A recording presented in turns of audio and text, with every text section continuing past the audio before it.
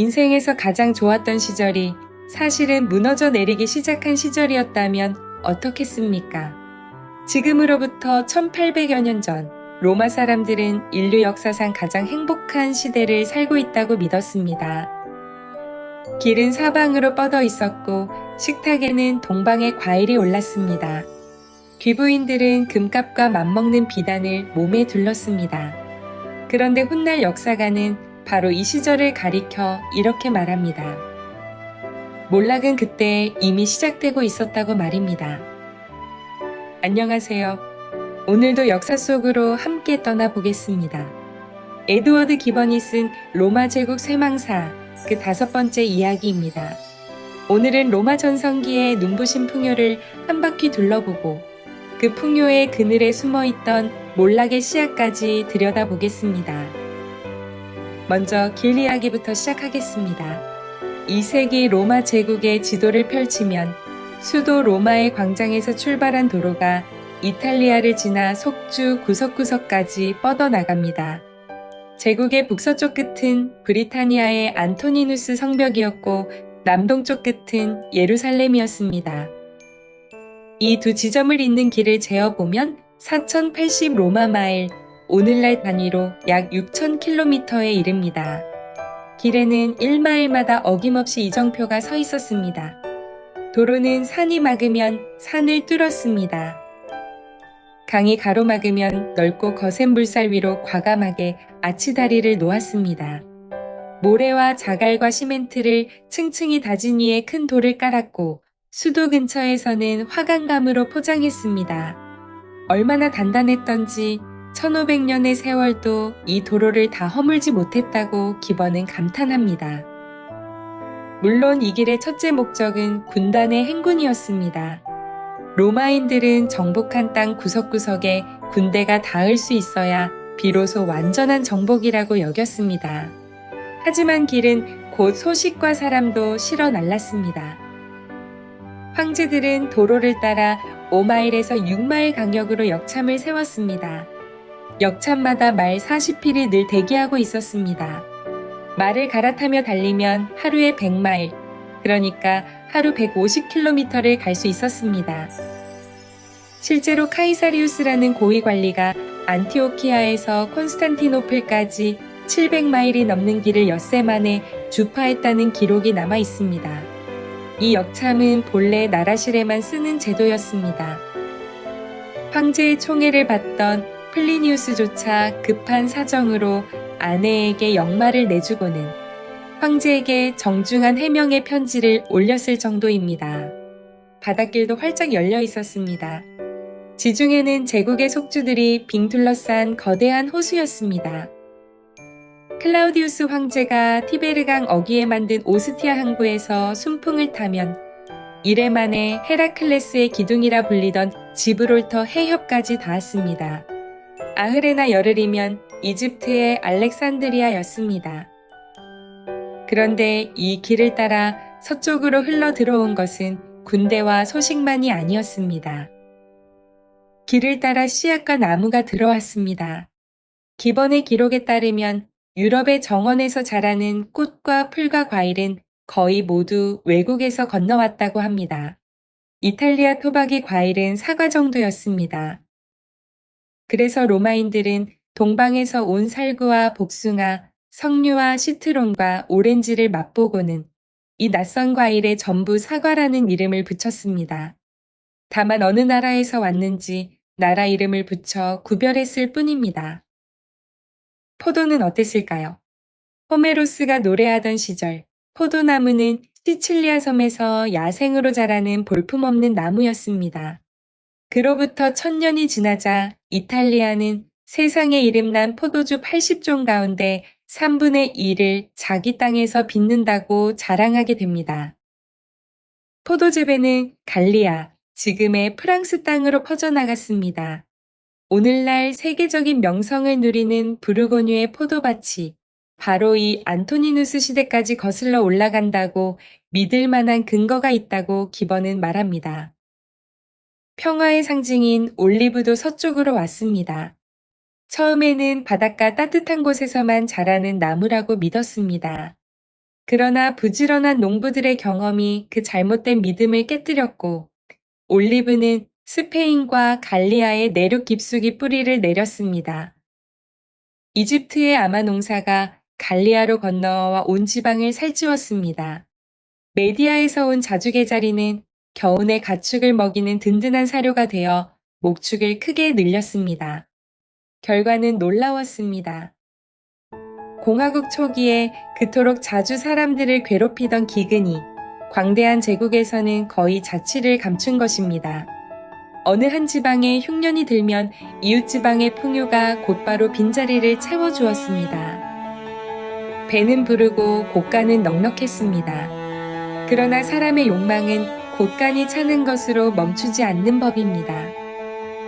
로마의 부자들은 이제 더 멀리 손을 뻗었습니다. 기번은 이렇게 기록했습니다. 로마의 화려함과 사치를 채우기 위해 고대 세계의 가장 먼 나라들까지 샅샅이 뒤졌다고 말입니다. 스기타이의 숲에서는 값진 모피가 왔습니다. 발트해 기슭에서 캐낸 호박 보석은 육로로 다뉴브강까지 내려왔습니다. 그곳 사람들은 이렇게 쓸모없는 물건에 로마인들이 큰 돈을 치르는 것을 보고 어리둥절해했다고 합니다. 네로 황제는 아예 기사 한 사람을 호박 산지까지 보내 대량으로 사들이게 했다는 기록도 있습니다. 바빌로니아의 양탄자도 인기가 높았습니다. 그러나 가장 크고 가장 말썽 많던 장사는 아라비아와 인도를 오가는 무역이었습니다. 해마다 여름이 무르익을 무렵이면 이집트 홍해의 항구에서 배 120척의 선단이 닻을 올렸습니다. 계절풍을 타고 40일가량 대양을 건넜습니다. 배가 닿는 곳은 인도의 말라바르 해안이나 실론 섬이었고 그곳 시장에는 더 먼 아시아에서 온 상인들이 로마 선단을 기다리고 있었습니다. 선단은 12월이나 1월에 돌아왔습니다. 진귀한 짐은 낙타 등에 실려 홍해에서 나일강으로 넘어갔습니다. 강을 따라 알렉산드리아에 이른 짐은 지체 없이 로마로 쏟아져 들어갔습니다. 배에 실려온 것은 무엇이었을까요? 비단이었습니다. 당시 비단 한 근은 금 한 근과 맞먹는 값으로 여겨졌습니다. 진주와 보석이 뒤를 이었고 신전의 예배와 장례식을 꾸미는 온갖 향료가 함께 들어왔습니다. 문제는 셈법이었습니다. 인도와 아라비아 사람들은 로마의 물건에 별 관심이 없었습니다. 그래서 로마는 물건 대신 은으로 값을 치러야 했습니다. 은은 나가기만 하고 돌아오지 않았습니다. 티베리우스 황제 시절 원로원에서는 이런 탄식이 나왔습니다. 여인들의 장신구를 사느라 나라의 부가 적국에 고스란히 넘어가고 있다는 것입니다. 박물학자 플리니우스는 이렇게 새어나가는 돈이 해마다 어마어마한 액수에 이른다고 계산하며 혀를 찼습니다. 당시 로마에서 비단옷은 여인에게는 자랑이었지만 남자가 입으면 수치로 여겨졌습니다. 그런데 기번은 이 대목에서 뜻밖의 판정을 내립니다. 금과 은의 교환 비율을 따져보면 시간이 갈수록 은은 오히려 더 흔해졌다는 것입니다. 광산에서 캐내는 은이 빠져나가는 은을 채우고도 남았으니 사치가 나라의 부를 말려버렸다는 걱정은 지나쳤다는 이야기입니다. 그렇다면 로마에는 정말 아무 문제가 없었던 것일까요? 당시 사람들의 대답은 놀랍게도 행복하다는 것이었습니다. 지나간 옛날을 높이고 지금을 깎아내리는 것이 사람의 버릇입니다. 그런데 이 시대만큼은 달랐습니다. 로마 사람만이 아니라 속주 사람들까지 자기들이 태평성대를 누리고 있다고 솔직하게 고백했습니다. 당시의 기록들은 이렇게 노래합니다. 아테네의 지혜가 처음 만들어낸 법과 농업과 학문이 이제 로마의 힘으로 온 세상에 굳게 세워졌다. 도시는 갈수록 빛나고 시골은 하나의 거대한 정원처럼 가꾸어져 아름답다. 수많은 민족이 오랜 원한을 잊고 전쟁의 공포에서 벗어나 기나긴 평화의 축제를 함께 즐기고 있다. 기번도 이 말들이 다소 과장된 수사이긴 해도 알맹이는 역사적 진실에 들어맞는다고 인정합니다. 그런데 바로 여기서 이야기가 뒤집힙니다. 기버는 이 행복의 절정을 그린 바로 다음 대목에 이렇게 썼습니다. 동시대 사람의 눈으로 이 공공의 행복 속에 숨은 쇠퇴와 타락의 원인을 알아보기란 거의 불가능했다. 오랜 평화와 획일적인 로마의 통치는 제국의 심장부에 느리고 은밀한 독을 흘려넣었다. 사람들의 정신은 점점 같은 수준으로 낮아졌고 천재의 불꽃은 꺼졌으며 군인 정신마저 증발해버렸다. 이게 무슨 뜻일까요? 스페인과 갈리아, 브리타니아와 일리리쿰의 사내들은 여전히 용감하고 건장했습니다. 제국 군단의 알짜 병력도 이들이었습니다. 그런데 이들에게서 어느새 사라진 것이 있었습니다. 독립을 사랑하는 마음, 나라의 명예를 내 일로 여기는 마음, 위험 앞에 스스로 나서는 기계였습니다. 사람들은 법과 총독을 위해서 내려주는 대로 받았습니다. 나라를 지키는 일은 돈 받고 싸우는 군대에 맡겨버렸습니다. 용맹했던 지도자들의 후손은 그저 신민의 자리에 만족했습니다. 야심 있는 인재는 모두 황제의 궁정과 궁위 아래로 몰려갔습니다. 남겨진 지방은 정치적 힘도 당열도 잃은 채 나른한 사사로운 삶 속으로 조용히 가라앉았습니다. 무기력은 칼과 창의 세계에서만 번진 것이 아니었습니다. 학문과 문학의 세계에서도 같은 일이 벌어지고 있었습니다. 겉보기에는 더없이 화려했습니다. 하드리아누스와 안토니누스 황제들 자신이 학문을 사랑하는 교양인이었고 글 공부는 제국 전체의 유행이 되었습니다. 브리타니아 북쪽의 부족들까지 수사하게 맛을 들였습니다. 라인강과 다뉴브 강가에서도 호메로스와 베르길리우스를 베껴쓰며 공부했습니다. 조금이라도 글재주가 보이면 후한상이 쏟아졌습니다. 그런데 기번의 평가는 차갑습니다.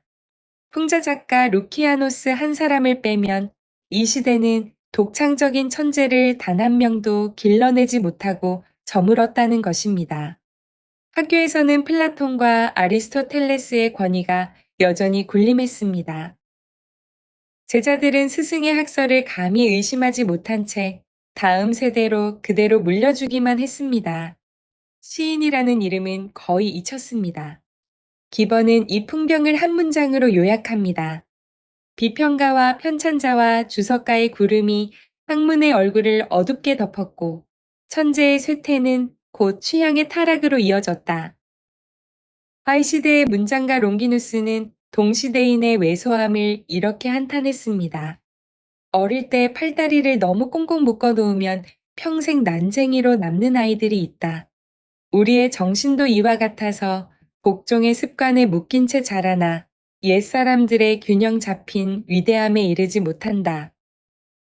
옛사람들은 자유로운 나라에 살았기에 행동하는 것처럼 글도 자유롭게 썼다. 기번은 이 비유를 이어받아 무섭게 결론 짓습니다.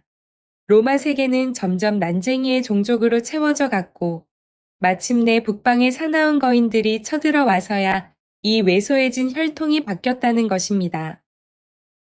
그리고 천년의 세월이 흐른 뒤 되살아난 자유가 학문과 예술을 다시 꽃피우는 어버이가 되었다고 말입니다.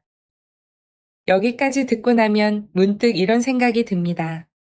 로마를 무너뜨리기 시작한 것은 적군의 칼이 아니었습니다. 너무 오래 이어진 편안함, 아무도 의심하지 않은 태평성대였습니다. 스스로 긴장할 이유가 사라지자 정신의 불꽃이 먼저 꺼졌던 것입니다. 우리 인생도 크게 다르지 않은 듯합니다. 몸이든 머리든 쓰지 않으면 어느새 굳습니다. 자식들이 다 자리를 잡고 더는 아쉬울 것 없다 싶은 그 순간이 어쩌면 가장 조심해야 할 때인지도 모릅니다. 그러니 나이가 들수록 일부러라도 낯선 것을 배우고 몸을 움직이고 세상 일에 관심을 놓지 않는 일이 얼마나 소중한지요. 로마의 이야기는 결국 우리에게 이렇게 속삭이는 듯합니다. 좋은 시절일수록 스스로 깨어있으라고 말입니다. 오늘은 로마의 길과 비단, 그리고 눈부신 풍요 속에 스며든 몰락의 씨앗을 함께 살펴보았습니다. 다음 시간에는 시간을 조금 거슬러 올라가 이 거대한 제국의 틀을 만든 사람을 만나보겠습니다. 황제이면서도 끝내 황제가 아닌 척했던 사나이 아우구스투스의 위대한 연극이 펼쳐집니다. 구독과 좋아요를 눌러두시면 다음 이야기를 놓치지 않으실 수 있습니다. 오늘도 함께 해주셔서 고맙습니다.